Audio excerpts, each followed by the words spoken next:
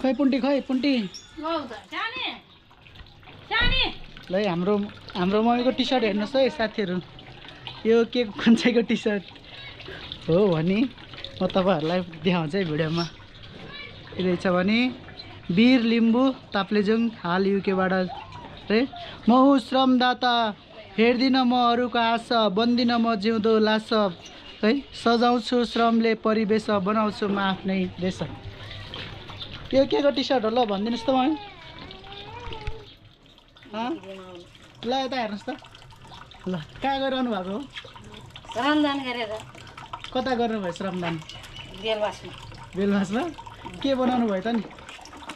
नाला बनायो सफा गर्यो काँड्यो नाला सफा गरेर सबै बेल्चा बोकेर गएर कतिजना हुनुहुन्थ्यो नि 14-15 जना जम्मा हर्का सम्पनको जस्तो 5-6 हजार आउनु पऱ्यो क्या मान्छेहरू श्रमदान गरौँ अनि बल्ल बन्छ 4-5 गाउँलीमा झन् 32 जना थियो एकताल त हो एकचोटि त एउटा शनिबारमा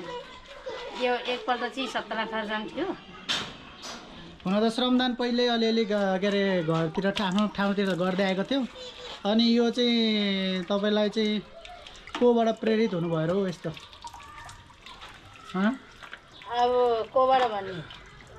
हर्का सम्पनको काम देखेर नि ल ल ल ल ल हर्का सम्पङ राम्रो लाग्छ भनेपछि राम्रै मान्छे हो रहेछ ल है अब पूर्वतिर मात्र होइन यता मध्यपश्चिमतिर पनि हर्का सम्पङको लहर आइसकेको छ है केही भन्न मन छ तपाईँलाई श्रमदानमा कतिको कस्तो हुँदो रहेछ देश बनाउनलाई श्रमदान चाहिन्छ हो हर्का सम्पङकोमा त मात्र बिक्न नि भएन अनि 500 रुपियाँमा बिक्न नि भएन आजसम्म कुन नेताले आफै काम गर्न आएको छ र हर्का सम्पङले बिस्री जनताहरूसँग हिँडेर आफै काम गरेर हिँडेछ हर्का सम्पङको राम्रो त हर्का सम्पङ रहेछ जस्तो लाग्यो अहिले हर्का सम्पङले त दार्चुलामा पनि श्रमदान गरेर पुल बनाउन लागेको छ थाहा छ नि तपाईँलाई अलिअलि थाहा छ हो त्यति टाढा मान्छेहरू के अरे अस्ति 72 जना त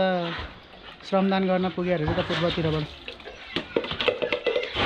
अनि यो कुरा चले छैन तनहुँतिर पनि तनहुँतिरको एकजना दाइ के अरे काशीराम गुरुङ जानुभएछ त यहाँ